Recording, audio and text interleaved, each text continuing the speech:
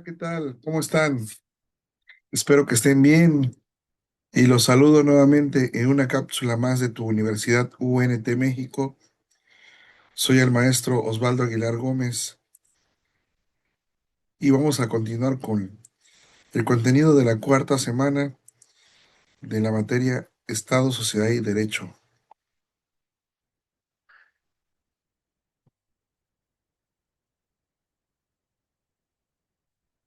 Y bueno, pues ya estamos por aquí en lo que es la cuarta, la cuarta semana de esta materia Estado, Sociedad y Derecho.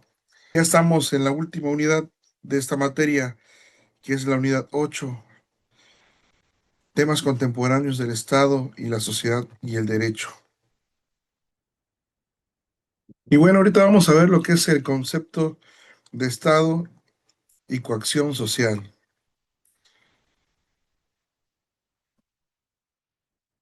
Como concepto tenemos lo que es la coercibilidad, que es la posibilidad jurídica de aplicar la fuerza para hacer cumplir la ley. Sin embargo, explicándola un poquito más a fondo, esta palabra es un concepto fundamental del derecho, ya que lo distingue de otras normas sociales o morales. Bueno, podremos decir que la coercibilidad es la característica o cualidad de la norma jurídica que implica la posibilidad legítima de aplicar la fuerza para asegurar su cumplimiento, incluso en contra de la voluntad del sujeto obligado. En términos sencillos, es la amenaza latente de una sanción o el uso legítimo de la fuerza que tiene el Estado para hacer cumplir el derecho. No solamente sería usar la fuerza nada más porque sí.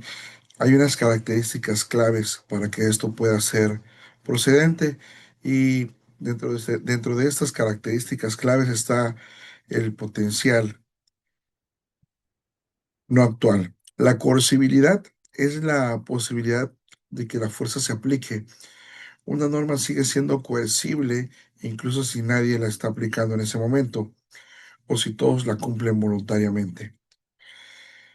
Una característica externa es que la coerción es ejercida por un agente externo al individuo, el Estado a través de sus órganos coercitivos, como lo es el cuerpo de policía, los tribunales, las penitenciarías, las cárceles. Y bueno, hay una diferencia de la coacción que entra donde la coercibilidad es la cualidad de una norma, que es la posibilidad de la fuerza. La coacción es el acto material que aplica la fuerza, como en este caso sería el uso efectivo de la fuerza. Como ejemplos de coercibilidad podemos ver que la coercibilidad se manifiesta en todas las ramas del derecho, asegurando que las reglas del juego social se respeten. En el derecho penal, ¿cómo se aplica? Con una multa o prisión. La norma dentro del Código Penal establece que robar es un delito y lleva una pena de prisión, que esto es la norma. La coercibilidad es la norma coercible porque existe un aparato estatal de policía, de jueces y un sistema penitenciario con la facultad de privar de la libertad al individuo si éste comete el acto. El individuo sabe que si roba puede ser encarcelado. La coacción. Esto ocurre cuando la policía arresta al delincuente y un juez dicta una sentencia y lo envía a prisión. En el derecho civil, tenemos obligaciones y contratos que se rigen a través de acuerdos y sobre todo también el seguimiento de normas.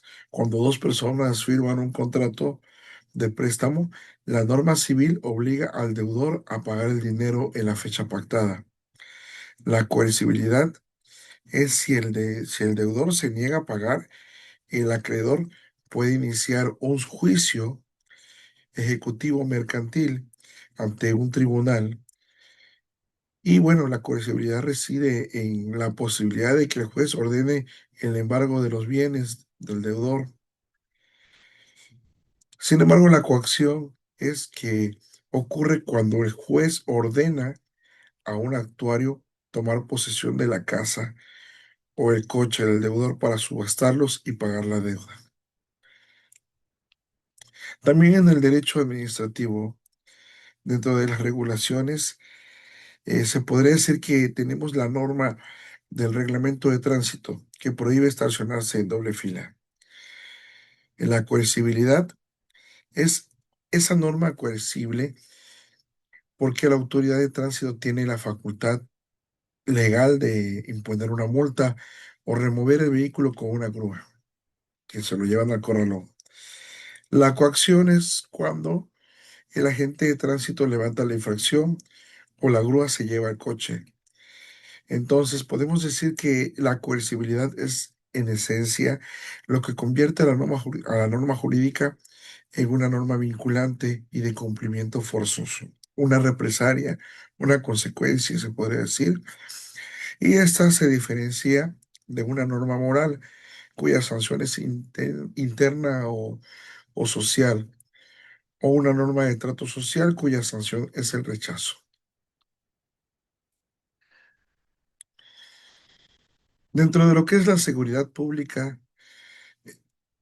contra la seguridad nacional, la primera protege a la población de delitos dentro de una entidad y una jurisdicción. La segunda protege al Estado de amenazas internas o externas. El sistema político, donde el poder, el derecho y las fuerzas sociales están involucrados, entra aquí la parte primordial de los sistemas de partidos y sistemas electorales. Estos partidos políticos son partidos con canales de mediación eh, y los sistemas electorales en su mayoría proporcionan o influyen en la representación social y estabilidad del gobierno. Ese tema de los sistemas de partidos y sistemas electorales es fundamental en esta unidad, sobre todo al estar hablando de lo que son temas contemporáneos. Aquí se podría decir que es la base de una legitimidad democrática en el Estado moderno. Vamos a profundizar un poquito con algunos ejemplos concretos de México. Los sistemas electorales prácticamente son los que ponen las reglas del juego, ¿no? El sistema electoral es el conjunto de reglas y métodos mediante las cuales los votos de los ciudadanos se transforman en escaños o cargos de gobierno. El tipo de sistema adoptado influye directamente en cómo se organiza el sistema de partidos. Algunos elementos claves del sistema electoral son los dos elementos cruciales para entender el sistema. La fórmula electoral se podría decir como que es como un elemento donde aquí la regla matemática para repartir los votos en escaños, ejemplo, mayoría relativa o representación proporcional. La consecuencia, esa determina si el sistema favorece a los partidos grandes o a los partidos pequeños. Y también tenemos lo que es el distrito electoral, que esta es una unidad geográfica en la que se realiza la elección. Distritos uninominales o plurinominales. Como consecuencia, aquí se determina la cercanía entre el representante y el elector y el nivel de competencia. El modelo mixto mexicano. El modelo mixto mexicano, dentro de lo que es el sistema electoral, se usa para elegir a los legisladores federales, diputados y senadores. Aquí se combinan dos fórmulas. La mayoría relativa es donde entra el principio de que el que gana se lleva todo. El candidato con el mayor número de votos en un distrito uninominal, donde una sola persona a elegir gana el escaño. Ejemplo, en México se eligen 300 diputados de mayoría relativa. Esto promueve el contacto directo del candidato con el elector. Como representación proporcional, Los escaños se distribuyen en función del porcentaje de votos que obtiene cada partido en una circunscripción plurinominal. Varias personas a elegir. Ejemplo, en México se eligen 200 diputados de representación proporcional, o mejor dicho, 200 diputados plurinominales. Esta es una lista de partido que esto permite que los partidos minoritarios tengan voz en el Congreso y también cabe destacar que no pierdan su registro. Como reflexión, podemos decir que el modelo mixto busca el equilibrio de la prácticamente de la mayoría relativa, ¿no? Eh, Proporcionando a la gobernabilidad, facilita que un partido tenga una mayoría simple, pero también que haya una pluralidad y una representación de las minorías en el Congreso. Bueno, como consecuencia de las reglas en los sistemas de partido, aquí se trata de el conjunto de partidos políticos que compiten y cómo se relacionan entre sí. Bueno, la ley de Duberger postula que el sistema electoral es la causa principal de la formación de los sistemas de partidos. ¿Por qué podemos decir que es la causa principal? Porque prácticamente a lo largo de la historia de México han existido muchos partidos, de los cuales pues obviamente pues hay uno que llevaba la mayoría durante muchos años, pero a raíz de esas leyes fueron dando participación a diferentes partidos que pues a la larga, considerándolo de una manera económica, han generado a veces más gasto o precisamente, como dice el dicho, ¿no? Divide y vencerás. Las tipologías clásicas dentro del sistema eh, es, por ejemplo, el tipo unipartidismo. Aquí su característica es que un solo partido tiene el monopolio legal del poder. Ejemplo, ya estuvimos viendo que Cuba o China, que son unas dictaduras, prácticamente no permiten la creación de nuevos partidos. Un ejemplo histórico o actual. En México, el PRI mantuvo una hegemonía virtual por 70 años. Aunque la ley no prohibía otros partidos, pues esos partidos existían, pero a la vez no existían porque realmente no era una competencia real. Y pues ya sabemos cómo era prácticamente el sistema de elección, el famoso dedazo, y al final de cuentas, pues el PRI siempre ganaba. Bipartidismo es cuando hay dos partidos grandes y dominan el espectro político y tienen posibilidades reales de ganar. Ejemplo, Estados Unidos con los demócratas y republicanos. Aquí hay una alternancia y se ha favorecido por los sistemas de una mayoría relativa. Y bueno, está el pluripartidismo, que es tres o más partidos. Son relevantes si ninguno tiene la mayoría absoluta. Ejemplo, Alemania o España. Estos son favorecidos por los sistemas de representación proporcional. El sistema de partidos en México, de la hegemonía al pluripartidismo.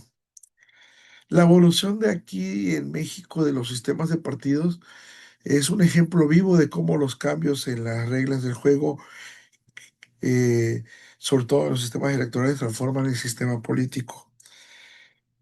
En los tiempos de la hegemonía del PRI, que estamos hablando de un periodo de más o menos 1930 a 1988, cuando era presidente López Portillo, que fue el que precisamente impulsó la ley de lo que vendría siendo la alternancia y el pluripartidismo.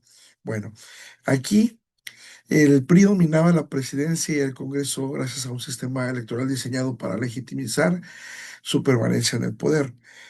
La transición, cuando el pluripartidismo empezó, fue de una manera donde los primeros triunfos de la oposición a nivel estatal, eh, el IFC, que antes se llamaba así lo que viene siendo ahorita el INE, creaba las reglas para hacer equitativas las elecciones, pero pues prácticamente pues nosotros ya sabemos cómo la historia nos ha venido contando de que pues prácticamente pues era el PRI el que estaba gobernando y el PRI es el que mandaba, ¿no? Cuando el pluripartidismo llegó a una plenitud en los años 2000 a la actualidad, ya hubo una competitividad. ¿Por qué? Porque ya prácticamente ya había unas elecciones más reñidas, más cerradas. Y bueno, coexisten todavía múltiples partidos con posibilidad de ganar. Las fuerzas políticas se ven obligadas a formar coaliciones, ejemplo, Va por México o Juntos Hacemos Historia, para obtener mayorías, demostrando a la alta competencia del sistema. Empiezan a haber también detalles importantes con partidos que realmente fueron en su momento poderosos, fuertes, y estuvieron hasta a punto de perder el registro debido a esta alternancia ya, y sobre todo también a los famosos votos de castigo que la gente, pues al sentirse decepcionada, eh, pues simplemente votaban por el contrario, ¿no? Tenemos un ejemplo también, el sistema de partidos en México, que realmente a mí me gusta mucho dar ejemplo a México porque pues realmente en nuestro país ha pasado de todo en el ambiente político. Desde que se hizo la República, han habido dictaduras, han habido gobiernos unipartidistas, los cuales hicieron las instituciones, pero también a la vez manejaban el sistema a su santa voluntad. Y pues también han habido cambios muy relativos y sobre todo, ¿por qué? Porque la misma gente ha hecho que México esté cambiando. Y pues este sistema de partidos actualmente está en una fase de alta volatilidad, donde el surgimiento de Morena hasta hace unos años, con una fuerza tremenda que sacudió prácticamente a los partidos líderes y la dispersión de los votos también que se generaron en un fenómeno de pluralidad polarizada. Las alianzas electorales son la prueba de que ningún partido por sí solo puede garantizar una mayor suficiente eh, gobernabilidad, ¿no? Sin negociar con otras fuerzas. Entonces, pues, viendo este punto como algo importante también y con un poquito de historia, podemos decir que los partidos son canales de mediación política y los sistemas electorales, pues, influyen en la representación social y la estabilidad del gobierno. Y bueno, vamos a dejar hasta aquí esta cápsula. Estamos casi ya en la recta final de la materia Estado, Sociedad y Derecho, una materia muy interesante, sobre todo porque, pues, comparamos a México como un lugar con mucha historia y con, sobre todo también, con bases eh, en un estado sólido que ha dado muchas eh, situaciones para platicarlas en esta asignatura. Y bueno, nos vemos en la próxima cápsula. Hasta luego.